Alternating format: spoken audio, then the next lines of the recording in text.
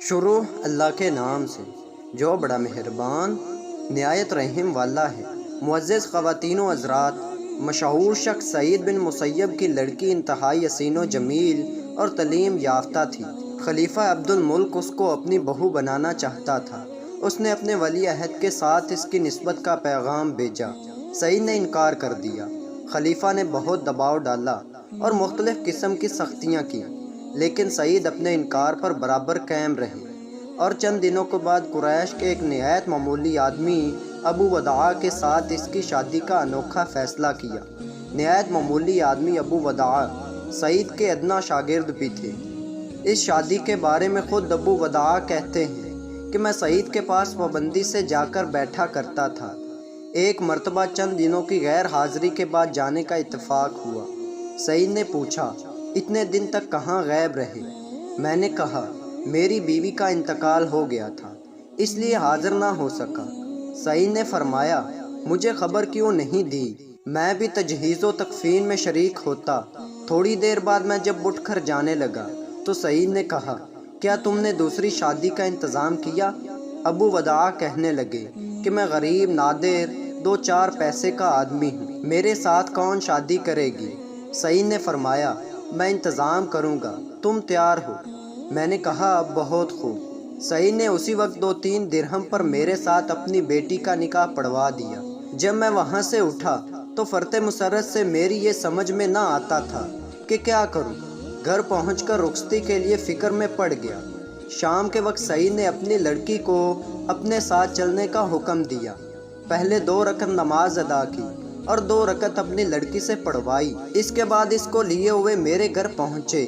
میں مغرب کے بعد جب روزہ افطار کرنے جا رہا تھا تو کسی نے دروازہ کھٹکھٹایا۔ میں نے پوچھا، کون؟ جواب ملا، سعید۔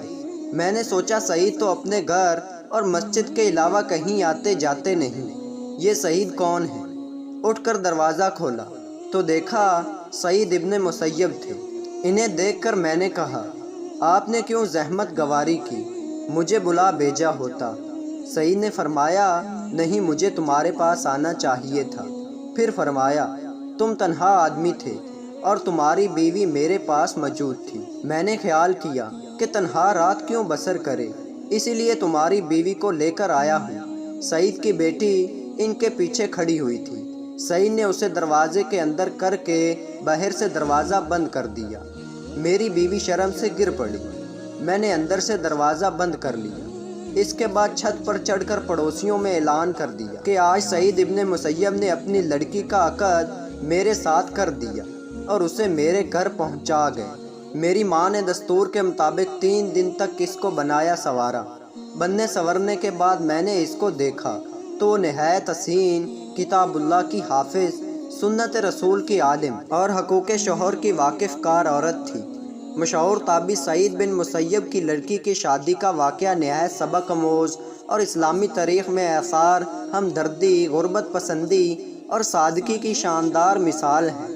اس واقعے سے یہ عبرت آموز سبق ملتا ہے کہ ایک پڑھی لکھی حسین و جمیل لڑکی جو ایک جلیل القدر تابعی کی بچی تھی، شہر میں اس کے علم اور حسن و جمال اور سیرت و کردار کے چرچے تھے، اسے اچھے سے اچھا رشتہ مل سکتا تھا، لیکن لڑکی کے باپ نے لڑکی کو ایسی تعلیم دی تھی کہ حکومت وقت کے ولی عہد کی ملکہ بننے کی بجائے اس نے غریب طالب علم کی بیوی بننے کو ہنسی خوشی منظور کیا اور دنیا پر آخرت کی ترجیح دینے کی یہ شاندار مثال پیش کی جو ایک مسلمان لڑکی کے لیے تاریخ میں ہمیشہ سنہری لفظوں میں لکھی جاتی رہے گی۔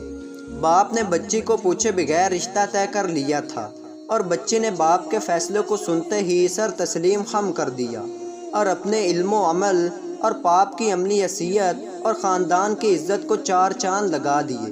دنیا ایسی مثالی خاتون کو ہمیشہ محبت، عقیدت، عزت و احترام سے یاد کرتی رہے گی اور اسلامی تاریخ ایسی بچیوں پر ہمیشہ فخر کرتی رہے گی۔